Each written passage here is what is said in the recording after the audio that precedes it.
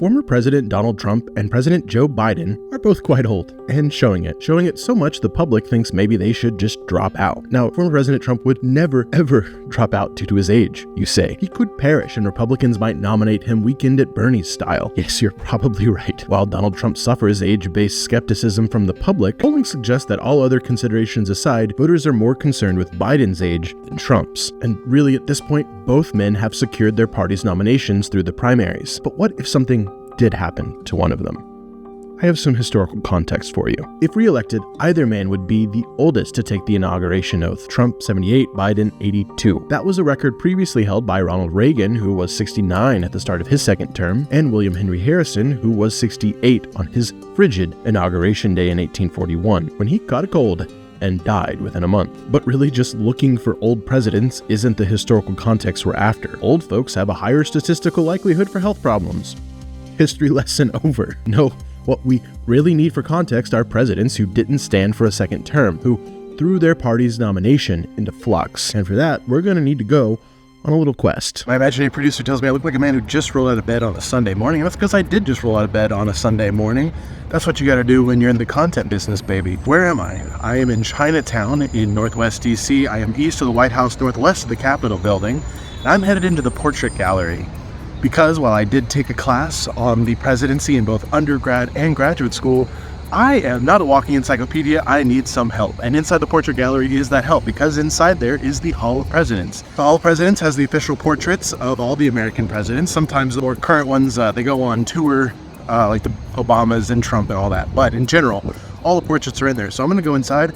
I'm going to triangulate with Wikipedia, the greatest work of intellectual altruism in human history, and I'm going to get us some historical context. What happens when an incumbent president does not seek their party's renomination?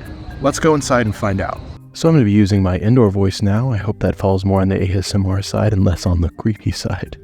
I'm also going to cross my fingers that I don't get kicked out by security. If you appreciate the risks I'm willing to take for content, do consider becoming a patron just like these wonderful people. Now I'm skipping over John Adams and John Quincy Adams, 2nd and 6th presidents, because they did get renominated. They just lost the general elections, making them one-termers. We're looking for presidents who didn't go for it at all. So here's our first guy, James K. Polk, president from 1845 to 1849. I remember an undergraduate professor I had said that Polk promised to show up with goals for his first term as president, and got them done. And since he knocked it all out, didn't bother running again, fulfilling his promise. There's subtlety here, but that's basically it. Polk's Democratic Party did go on to lose the next election to the Whig candidate Zachary Taylor. Here we go. James Buchanan promised one term. He's another Democrat to drop and see his party lose the next election. It might be a pattern. In fact, in 1860, Buchanan's Democratic Party split and the country elected Abraham Lincoln of the brand new Republican Party. I've got a whole video on Abe's rise to power. Consider watching it while I show you this weird Lincoln life mask that, yes, is on display in the Portrait Gallery. Here's another one. President Rutherford B. Hayes bucks the trend. So to get his first term, Hayes actually lost the popular vote in 1876, but secured the presidency anyway through what academic political scientists call some dank-stank tomfoolery. Given the tomfoolery, Hayes didn't seek re-election in 1880, but his Republican Party maintained control of the White House anyway,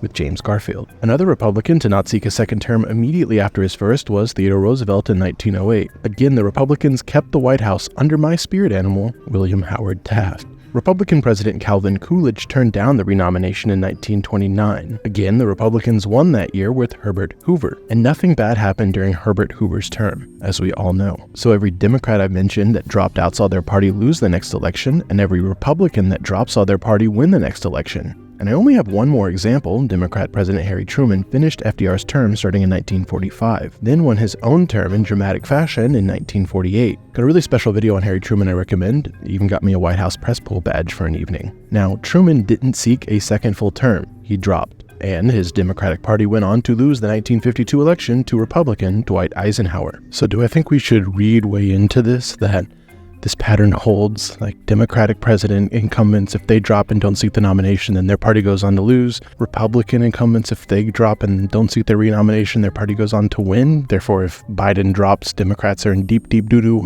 And if Trump drops, Republicans are A-OK.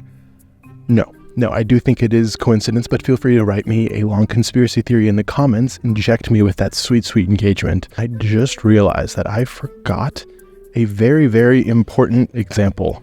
In fact, the most important example. All of those other ones seem pretty irrelevant, so hold on.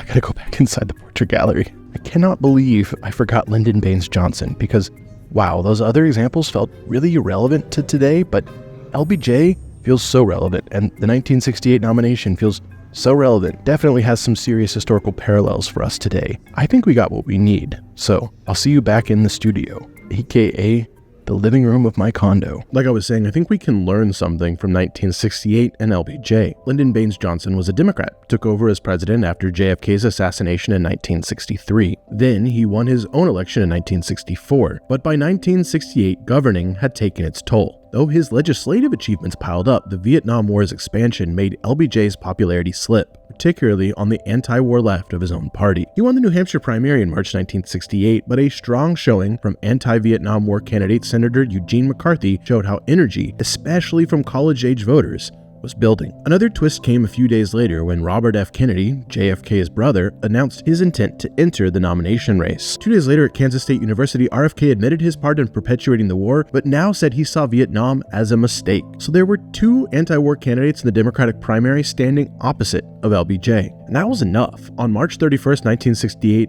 LBJ announced he would not seek re-election. I shall not seek, and I will not accept the nomination of my party for another term as your president. With the incumbent president out, the Democratic Party nomination fight was blown wide open. Joining Senator McCarthy and Robert Kennedy was Vice President Hubert Humphrey, who, as LBJ's number 2, was seen as the candidate who would continue the Vietnam War. Now, Humphrey did not, and this is key to the story, Vice President Humphrey did not participate in state primaries like Senator McCarthy and RFK. It was just too late to get on ballots. Instead, Humphrey, as the Democratic Party man, went for pure delegates to go to the convention and choose him as the nominee. How do you get delegates at the convention without making an effort to get them through primaries? Well, in 1968, that was still pretty easy. And that's because only 13 states and the District of Columbia held Democratic primaries in 1968. Democrats from all the other states, and even some delegates extra from states that did hold primaries, were up for grabs. This time, the primary system was still developing. It was less small d democratic, had less input from the public. The Democratic Party, in modern vernacular, the establishment, still held sway. So this wasn't an odd strategy from Humphrey. He was the sitting vice president and had influence with the party, and thus had influence with party insiders, potential delegates at the convention, basically how most candidates had been nominated for president. So it wasn't just not a weird strategy, it was standard stuff. So for the primaries that were held, 80% of votes were cast for candidates pledging to end the war in Vietnam. It was looking likely that a struggle would occur at the convention that would pit the anti-war Vietnam candidates who had participated in primaries against Vice President Hubert Humphrey and his traditional support. But then a twist in the tale. A tragic one. After building momentum and winning the massive California primary in June 1968, Robert F. Kennedy was shot, assassinated just like his brother. The 1968 Democratic Convention went from complicated to chaos. At the August convention, the delegates gave the Democratic nomination to Hubert Humphrey, who supported the status quo in Vietnam. Again, he hadn't participated in a single primary. This contributed to unrest outside the convention, where anti-war protesters were met with police and National Guard sent by the Democratic mayor of Chicago, Mayor Daley. Humphrey's nomination and Democrat Daley's crackdown convinced many that the old Democratic Party bosses still ran the show. The primaries were just theater.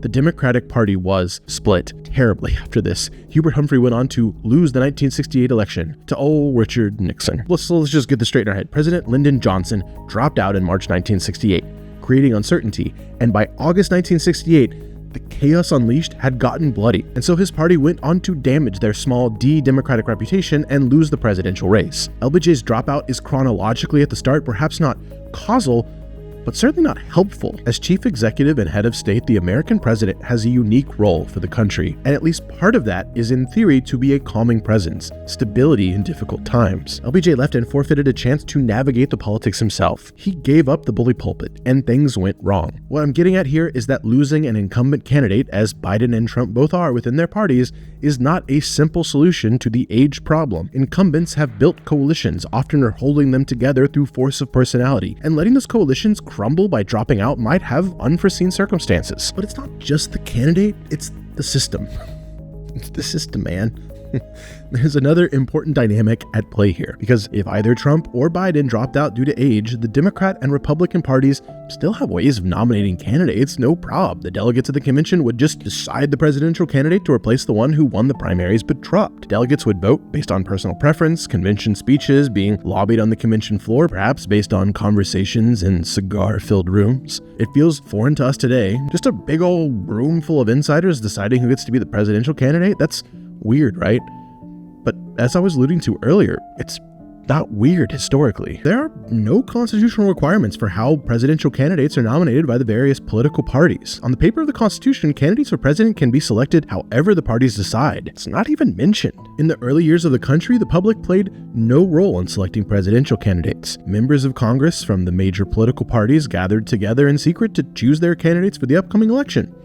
That was it. The candidates tended to be insiders and politically experienced. On multiple occasions, elections were settled by handshakes in the House of Representatives. The elites met and nominated the two choices that voters got to choose when they voted. But these secret congressional caucuses were unsustainable, and the cult of personality surrounding one man changed it all. When President Andrew Jackson was up for re-election in 1832, the brand new Democratic Party tried something quite different. General Jackson had been personally popular with voters, so for his re-election, rather than nominate a vice presidential candidate by a secret congressional caucus, his Democratic Party tried something a little more inclusive, more democratic.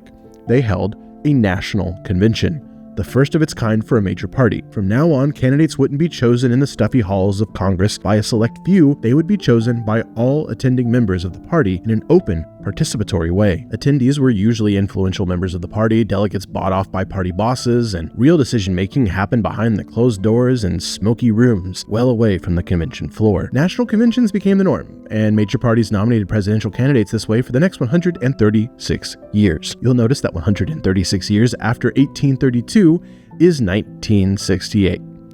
Full circle, baby. But at the turn of the 20th century, the start of the 1900s, the parties were already being pushed to reform. In 1897, before entering public life, future President Woodrow Wilson was already contemplating ways to rip the nomination system out of the tight control of the party establishments. He was openly hostile to the national conventions, seeing them as the process by which special interests nominated candidates with no policies derived from the popular will. So in his first annual message to Congress in 1913, now President Woodrow Wilson proposed expansion of a developing phenomenon, presidential primaries. Quote, "I urge the prompt enactment of legislation which will provide for primary elections throughout the country at which the voters of the several parties may choose their nominees for the presidency without the intervention of nominating conventions." The Democratic and Republican parties, of course, didn't eliminate their national conventions, but some states were moving in Wilson's direction, creating a hybrid of old and new. From 1912 to 1968, in any given nomination cycle, between 12 and 20 states held presidential primaries. The goal of these primaries was for voters to elect delegates to the National Convention where they would help choose party candidate. While that does sound familiar to us today, the reality during these years was that the delegates sent from primaries played a limited role in influencing who the nominee would be. And that was never more apparent than in the 1968 Democratic primary we already discussed, when Humphrey was nominated despite having not participated in any primaries. The ensuing 56 years have been a cascade of changes derived from the turbulence of 1968 and a fulfillment of Woodrow Wilson's vision for a national system of primaries. Both the Republican and Democratic parties have expanded their primary systems to include all 50 states, DC, Puerto Rico, and Guam. There is effectively a system of national, binding, popular primaries. Primary voters choose presidential candidates. And this is true in 2024. Republican primary voters have chosen Donald Trump and Democratic primary voters have chosen Joe Biden. And if either dropped or passed away and there were an open convention, it would just be us dipping our toes into the past. Yeah, it feels off and unnatural. The chance for chaos is there, as exemplified by 1968, but chances are it would be a one-off, and national primaries would decide the next cycle's nominees. Entertaining, dramatic, widely watched, open conventions have pros and cons, but our democracy, our democratic republic, would be just fine. But that feels a little unsatisfying. It's a bit of a snooty analysis, like a select few made the choice on our behalf in many elections in history. Get over it. Really, that hasn't been the case for decades. It would feel undemocratic. And that idea of our primary systems, our political parties' presidential candidate selection being part of our democracy, that to ignore the primaries would be a small d democratic problem, that's what I'd like to hone in on. Years ago, I made a video called The Truth About the Presidential Primaries, which leaned on a 1979 work called Presidential Selection Theory and Development by James W. Caesar. In it, I pointed out that the US was never meant to be a pure democracy, which you probably already know. Most people know when we mention our democracy or protecting our democracy, we don't mean a close approximation of direct democracy like Athens or something. What we mean is our republic, meaning a state without a king or queen, infused with democratic elements, what James Madison called schemes of representation. At the start of our system, democratic elements were minimized. The only popular elections were to the House of Representatives. Voters chose representatives and they went to Washington. No democratic filter. By design, every other part of the US government was to pass through a selection filter. Voters didn't directly elect senators. They chose state legislators who then chose senators. Voters didn't directly elect the president. They advised electors of the Electoral College who then practiced independence selecting a president. Voters didn't elect Supreme Court justices. The indirectly elected president, with the advice and consent of the indirectly elected Senate, nominated justices to the High Court. So, direct democratic elections to one half of one branch of government, and nothing else. Why did the founders keep democracy in our new republic so darn limited?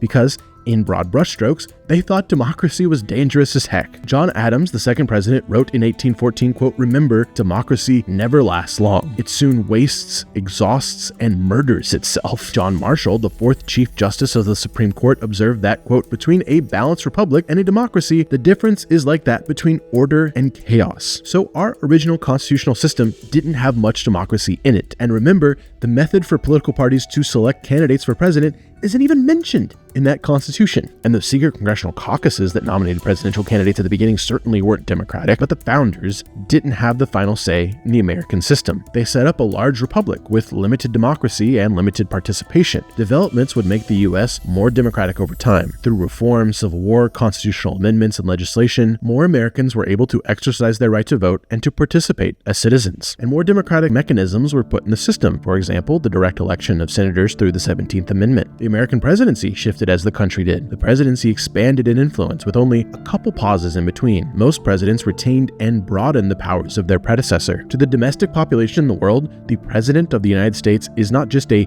presider, not just a chairman of the executive branch following the whims of Congress. The president is the face of the US, the face of our democracy. The chief executive and the head of state, a prime minister and monarch, infused into a single person. Part of the reason that has become our reality is because the method by which parties nominate candidates for president have become more democratic over time, just like the country has become more democratic over time. As we learned, the major parties began having conventions in the Jacksonian era. Conventions brought in more people. Insiders, yes, but that's still a larger number of people. They were therefore more democratic than the small congressional caucuses. And then in the 1900s, a system of primaries began to develop. And though they had only a small impact on the nomination process until after 1968, they continued to evolve and become more democratic. More and more people are involved in all 50 states and territories. If the parties were to choose a candidate against the democratic will of the primary voters, it would be a democratic outrage. In fact, the nominating rules of the political parties forbid it because democracy is so entrenched in the process. And that's why it feels weird to consider an open convention. I don't personally hold that the arc of history bends towards justice, but I know the concept is deeply entrenched in our culture, and we often think that justice means more democracy in everything. More democracy is generally good. People of all kinds, colors, and creeds should have a say in their governance. And democracy can be really messy. Democracy is good, and democracy can lead to crazy. That also applies when we speak of democracy in our presidential nominating process. More democracy is good, aka more primaries and public involvement is good. But democracy can also lead to crazy, and therefore primaries can also lead to crazy. Someone predicted this would happen. I returned to James Caesar's book, Presidential Selection. Caesar predicted, as the primaries democratized, we would begin to see a problem. One of the big risks of democracy is that you get populists, demagogues. Instead of more run-of-the-mill party men elevated through national conventions, primaries would bring us popular leaders who would intentionally ram wedges into societal cleavages, exploit our anger, tell us that the only way to bring true power to the people is to join the cult of personality, break some rules, and bring down the other side. Presidential nominees would be better at campaigning than governing. The more democracy in presidential selection, the higher the risk for extreme partisans. populists and radicals to become the nominees. And this is the original fear the founders had of democracy, that people just can't handle it responsibly. And perhaps that's how we got here in the first place, with a rematch of two 80-year-old candidates, the only unlikely path out being failing health and an open convention or two. In the years since the 1968 fiasco, we have seen primaries become more and more important. The nomination of the two major parties has become more and more democratic. The skill of campaigning, of riling up a crowd, has become more important than wielding party influence or the skill of governance. The Washington outsider Jimmy Carter used a strong showing in Iowa to catapult himself to his party nomination. The charismatic Ronald Reagan might not have been as successful against George H.W. Bush in the 1980 nomination fight had it all happened on the convention floor instead of in the primaries. Barack Obama rode anti-Iraq war sentiment and charisma to the 2008 nomination against Hillary Clinton, an inverse of 1968. Democracy was percolating through the primaries. But all those examples pale in comparison to 2016. Donald Trump's hostile takeover of the Republican Party was the culmination of this democratization of presidential selection. Just consider the counterfactual. What would Trump's chances have been in a congressional caucus, our first nomination system, where the elites pick their inside man? Really? I mean, at the time, Republicans in Congress hated the dude. What would have been Trump's chances in a 19th century convention where a larger number of elites tried to find a compromise candidate who could command a majority of delegates? Like the congressional Republicans, most party insiders also hated Donald Trump. Only in our democratized, national, binding primary system could Trump use the power of populism to win the hearts and minds of base voters and secure the Republican nomination. And even then, there were talks of the party establishment forcing an open convention anyway. The whole thing was so unprecedented. And we know what happened next. Trump won the nomination and the general election. And the next years were so different to what had come before, such a shock, that in the 2020 cycle, Democratic primary voters did the exact opposite of the Republicans in 2016. They went with a well-known establishment commodity. They saw what democratization of presidential selection did to the other side, and so in response went with what felt like the safe choice for themselves, for the country. And so, 4 years later, here we are. Still reacting to 2016, still unraveling the ramifications of 1968. Presidential nominee democratization has us, ironically, speculating on less democratic open conventions in 2024. So what do you think happens next? Let me know in the comments below. And if you like my work here on YouTube, consider becoming a patron. Patreon.com/William C. Fox. Later, y'all.